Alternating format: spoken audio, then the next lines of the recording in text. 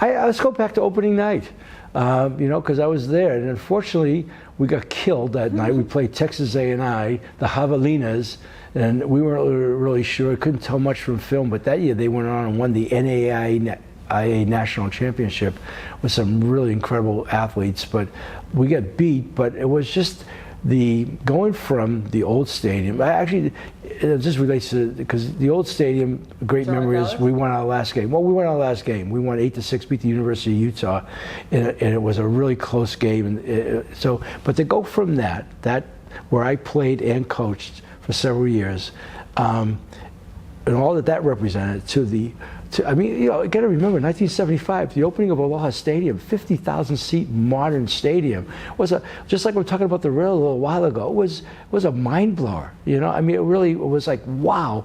And Governor Burns had been a great champion of that, and so much was being said while it was under construction about the future home of the Rainbow Warriors.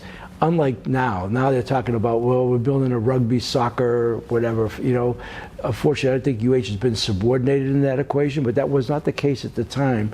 They built a stadium that had a duality to it: football for the UH football team, and for baseball, because the Islanders had been a successful franchise. But we had a lot of great sports guys in town, one of whom I held great reverence for, Maki Yanagazawa, and they really believed that Hawaii had an opportunity, the world changed, to be a Major League Baseball city because of the success of a AAA franchise. So they built this thing in anticipation that either Major League Baseball would expand to Hawaii, or perhaps a Japanese team would come in. Now, neither one of them happened, but you can understand what the thinking would be, because they had vision and they were thinking about possibilities. And even though it didn't happen, what great vision, But the fact that they built a 50,000 seat stadium, coming out of how bad the Termite Palace was, what a great history, don't get me wrong.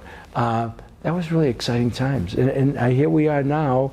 And I actually opened up the irony, as I said today, we were disadvantaged by going only to Aloha Stadium. That's because it's been closed for 5 years, and it's not really, I know the swap meet's been there, but it's not been like the destination it was before. But what they're talking about constructing now, once they begin this demolition, and what will begin really development of a 98-acre parcel of land in an incredible place, and in the midst of it will be this 23-acre stadium and multi-purpose facility, is a very exciting concept for the future.